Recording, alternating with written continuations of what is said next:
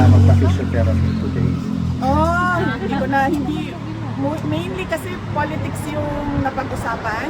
So hindi namin napag-usapan yung physiotherapy. Pero kinamusta ko siya sa pagkain. Sabi ko, masarap na ba yung pagkain?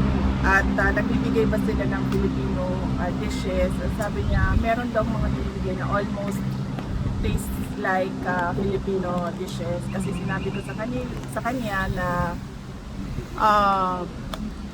right niya yon as a detainee, ang culturally appropriate food. And then he said na, oh, meron naman na parang lasang Filipino dish. And then sabi niya, wag na kayong mag-alala.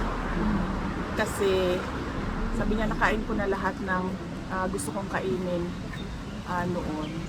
At sabi ko, nag-serve ba sila ng munggus sa iyo? And then sabi niya, wag mo na isipin na. Sabi niya, lahat ng munggus, kain ko na. And then he said na, ang hindi ko na lang nakain ng munggus ay yung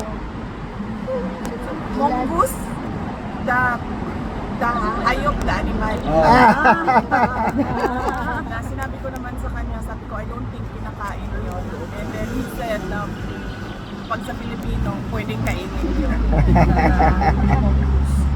So, Ma'am, if there's one thing na you're very proud of na trait ni Pierre kanina nakuha mo, what is it?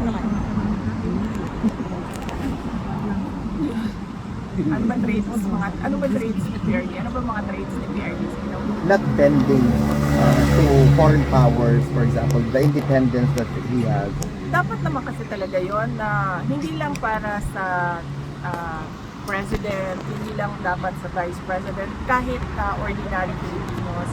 It is enshrined in our constitution, no, that we should have an independent foreign policy na hindi kinikilingan o hindi pinapaboran ang kahit sino except ang interest ng Philippines and the Philippines.